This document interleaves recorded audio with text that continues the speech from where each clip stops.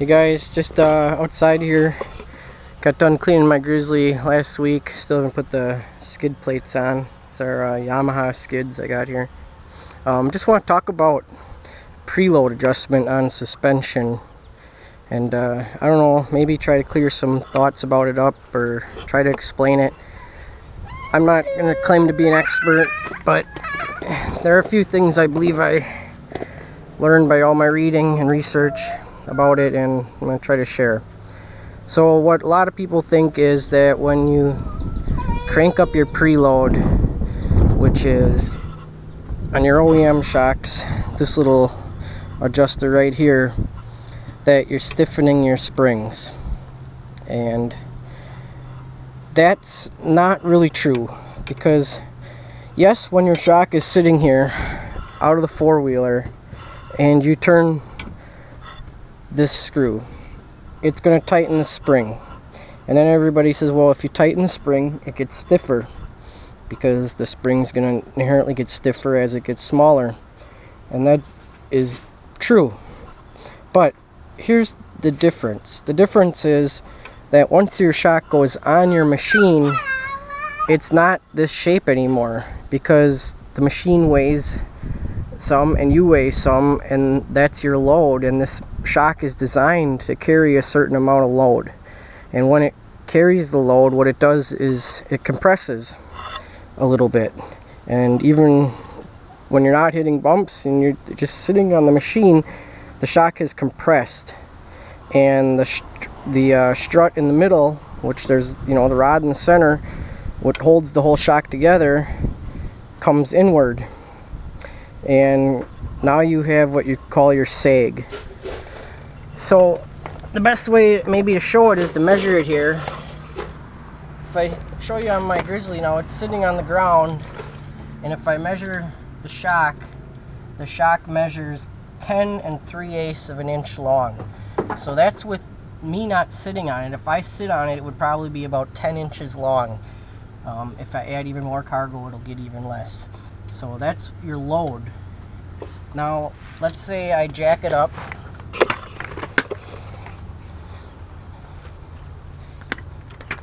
And here, I should leave the camera here and you guys can watch.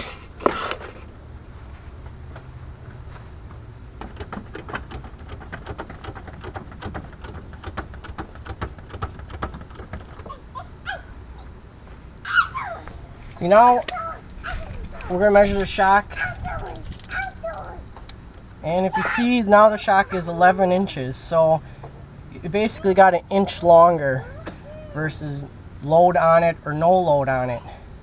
So I guess what I'm trying to explain here is that once you put the weight on the machine and your strut or dampening rod goes into the four-wheeler, you're no longer compressing the shock any different. All you're doing is pushing the strut apart further. It'd be no different than if this rod wasn't in the middle and you were to push up on the spring. It's not going to compress the spring, it's going to lift the whole machine. Now the exception would be, let's say you just added a little bit of preload to, say, this corner. You only cranked on this corner. Now, because of the center of gravity on your machine always trying to pull your four-wheeler down into the middle, that would probably cause this spring to compress a little bit more, because all the other three springs haven't been changed and they're all sitting down. So if you push on that corner, it will probably compress that spring slightly more. But if you go and crank your preload on this one and this one and that one and that one all up, all you're doing is lifting your machine, and this rod here is coming apart further. So I think the confusion comes in when you're looking at a shock out of the machine. Yes, this ring right here will compress the spring more. But once you add a load to your machine and the spring compresses and the strut arm goes in, now when you push up on the spring, which Elkas are backwards, they push down, but it's the same theory whether you put a spacer here or you put a spacer up here, you're pushing on the spring. So if you're just essentially lifting on these springs, you're just going to be lifting the whole four-wheeler in the air. You're not compressing them anymore, if that makes any sense. So yes, preload on a shock that is not in a machine, when you crank it, will compress the spring. But once the shock is in the machine and you get the weight of the rider and the machine on it, and it compresses the spring and the strut goes in, now when you move this adjustment, all you're doing is pushing on the spring and spreading the center part of the shock out, and it's lifting the machine.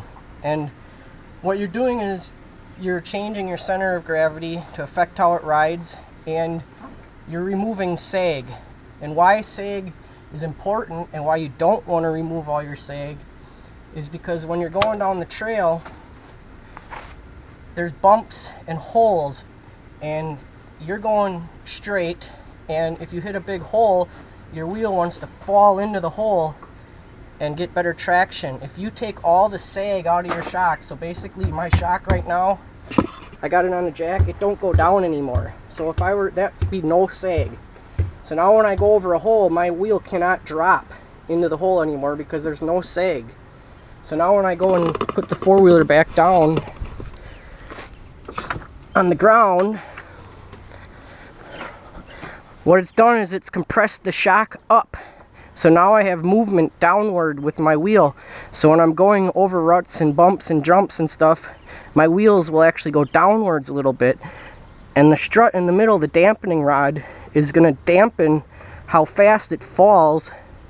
And the spring is going to stop from the momentum of gravity pulling the machine down and the wheel going up from this colliding. So the strut is, you know, the dampening or anything in the middle, that's just making how fast that can move back and forth, so it doesn't turn into a big springboard. But when your preload is adjusted on your machine, what it's doing is raising and lowering your ride height and removing the sag. So I hope that maybe clears up some questions for people.